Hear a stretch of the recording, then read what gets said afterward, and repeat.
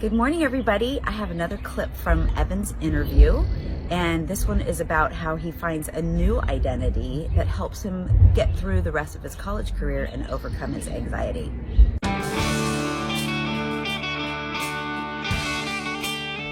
Did you feel like, because water polo was such a part of your identity, did you feel lost when you made that decision, or did you feel free? Or Great question. One of the hardest decisions in my life, because I felt like I was letting a lot of people down, ex-coaches, family members,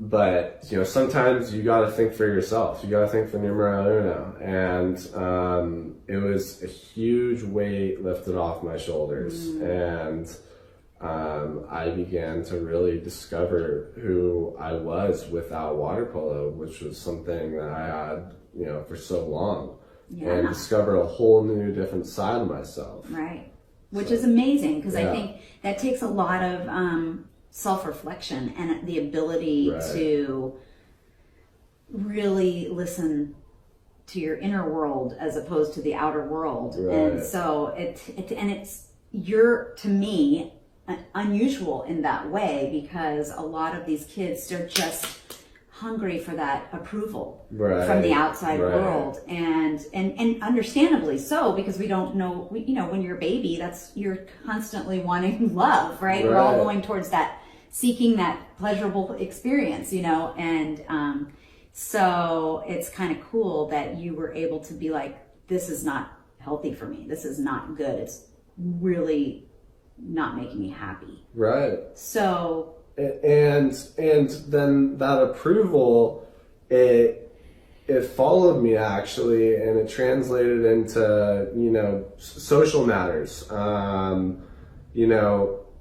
feel like with teens, or college kids too these days, there's something called FOMO, fear of missing out, and that's a big thing. And capital FOMO. Yeah. FOMO. Yeah. Yeah.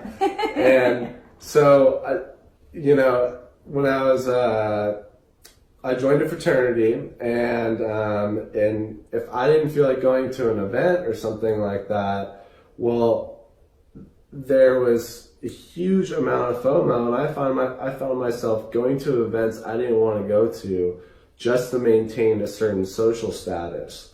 And it wasn't until I graduated and I looked back and I was just like, that's completely wrong. That, I felt that way. Yeah. Yeah. And it's just, again, that takes self-reflection to be able to even think like that. Most people just go through life and they're just like, I gotta have this thing it's totally intangible and never gonna satisfy you. So you stopped all that madness